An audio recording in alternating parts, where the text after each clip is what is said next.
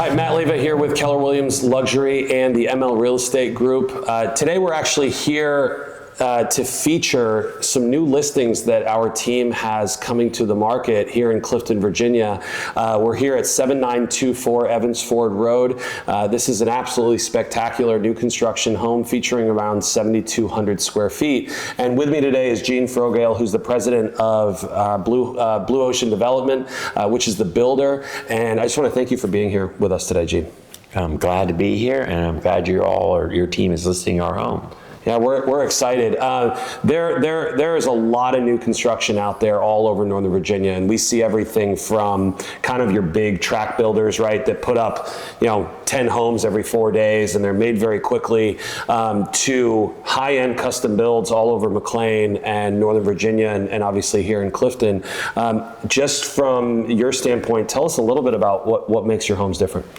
Well, I think I have a long experience in the home industry. I'm actually a past president of Northern Virginia Builders Association, so I'm very friendly and knowledgeable of my competition, and many of them build very beautiful homes, and of course our home is beautiful and well designed and a lot of the modern features and amenities. But I think my differentiation strategy in home building is it's kind of like my wife. She's extremely beautiful, but she's not only beautiful on the outside, she's beautiful on the inside. This home is a net zero ready home, and that means it has to really meet some certain stringent requirements. Among them, it has to meet the continuous insulation requirement. Okay. So can we hold for 1 second? Can you back up to net zero? When you say net zero, what does that actually mean, like to the average consumer? That means that the house is so well constructed that if you were to add solar panels or the next level, that the home would consume exactly what it used in energy from the grid. So it would be net zero, meaning it wouldn't use any energy.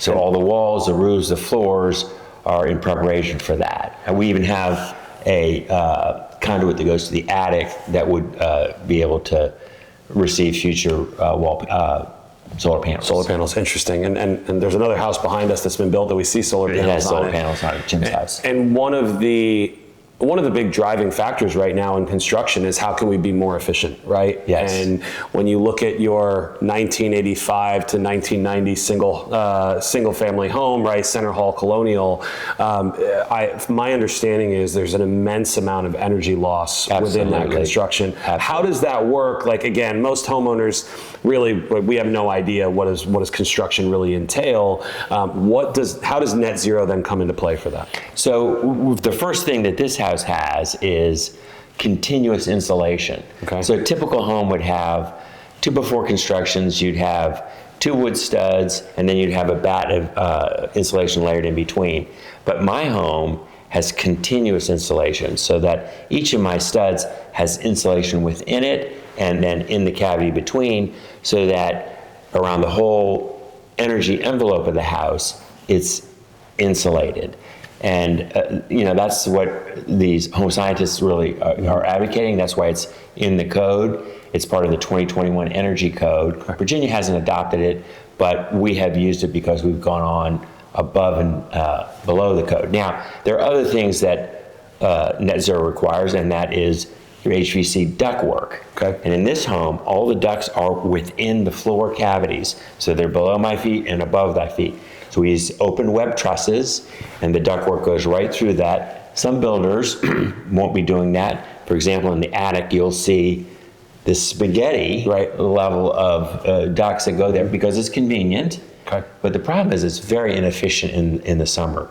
You have insulated ducts going through a space that's well over 150 degrees Fahrenheit. That is something to remember. So a normal homeowner would go into their attic, and that's what you would see. You would see kind of blown in insulation, right? And you would see these big metal ducts and tubes, and that's where the cold air is supposed to be going through. And that's how you get cold air into your house. The problem with that is those metal tubes, which metal conducts energy, are sitting in a space that in some summer days, that space will be over 150 degrees. So your system has to work that much harder to cool down the air Extremely inefficient. and cool down your house. So that's a really interesting factor that again, I don't think most people would know. Well, and part of the net zero are the windows and the doors. So the windows and the doors that are in this house are actually from Sweden. The brand name is Skandia, and they're triple paned, coated, argon-filled gas, and really they're twice as energy efficient than most windows that you'll find in the market. So we have that aspect as well. And all our appliances are Energy Star. Okay. So that means that they're built very efficiently. So all those factors, it's the insulation that we use, the blown-in insulation in the basement and in the cavities. It's the studs we use. It's the HVAC design in the cavities. It's the appliances that we use, all combined to give us this net zero qualification.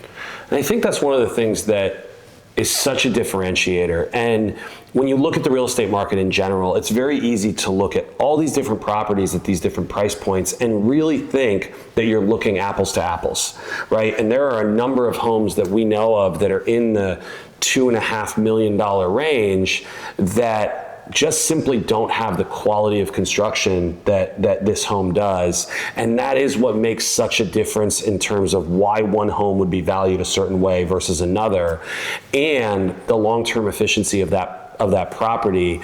And ultimately that will save the homeowner thousands of dollars over just the first few years. We're going to save you money on energy, 10, 15, 20%, depending on your usage. But the house is going to be more comfortable too. Yeah.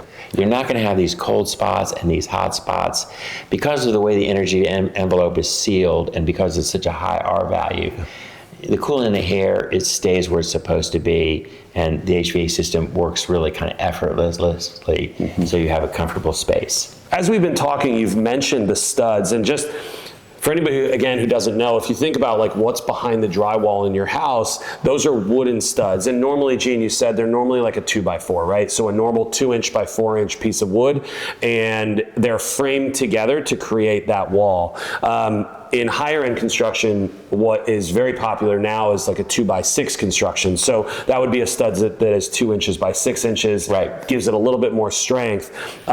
I have never seen anything like this. And if you wouldn't mind, I believe this is actually a product you invented. Well, with my partner. With your partner, and it's called Insul Stud, and it is what is in this home. I'd love for you to talk a little bit about what this is. So Insul Stud is really a unique development based on the need in the new energy code for continuous insulation. That means that your energy envelope has the same insulation factor going all the way around. When you do a thermal image of a house in these older houses that are built, what you're going to see are the green, which is where the insulation is, but then the red lines, which are where the studs are. In my house, you won't see these red lines because the studs are insulated. And the red lines are essentially where energy and heat and cooling is being lost. Exactly. Okay. Exactly. So a typical 2x6 stud is about an R7. This is an R19. And so our value is basically how thick and how dense the insulation is. It's a measure of the insulation value of whatever the material is, whether it's plywood, whether it's insulation, whether it's a wood stud. So this is 2.5 times more insulating. But what's unique and really elegant about this solution is the stud sits like that, and then the blown insulation comes right in, and it touches and adheres to it, and therefore it comes to the other side, and it's you don't have a break, which is what the home scientists really hate with the traditional method. Actually, you have the bat and the stud and the bat and the stud, and you just lose all that energy. And we don't with Insul Stud. That's amazing. I remember growing up, I grew up in rural New Hampshire in a house that I believe was from the early 1800s. And I still remember in New Hampshire, obviously we know what the winter's like, walking up to the old storm windows we have. And it just felt like wind was just coming through them. It was like they almost weren't there. And what you can imagine is if you think about the actual framing and structure of your home, feeling that that's almost happening at the same level where when they go to image, they're actually seeing that that's where the loss of air is coming in. So you can imagine ultimately how much more you're paying for heating and cooling than you would if that heating and cooling air was staying in your home. So incredibly interesting and what a genius move. Well, you won't have that wind blowing through these walls here because you're going to have this stud here, but then you're going to have a 4.5-inch foam, split rate in foam. It's going to be thick, and then the home not only is going to be more insulated, but it's going to be more soundproof. I was going to say soundproof must be. You don't hear much, even in this home, when you're walking around, you don't really hear anybody upstairs. You don't hear anybody downstairs. It's very well insulated.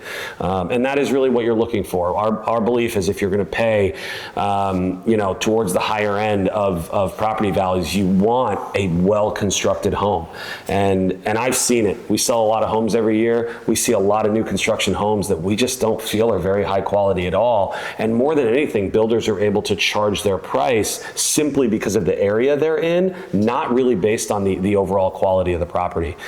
So it's just, it just from my standpoint, one of the things that attracted me about working with you guys is that I really feel like we can go to market and sell a very, very high-end product and stand behind it. And that's just not always the case. This house has good bones. You hear that as a cliche a lot, but this is a new house that has good bones. Legitimately good bones. Yes. Good. Well, thank you so much for explaining all this, and it was nice chatting with you. Great. Thank you.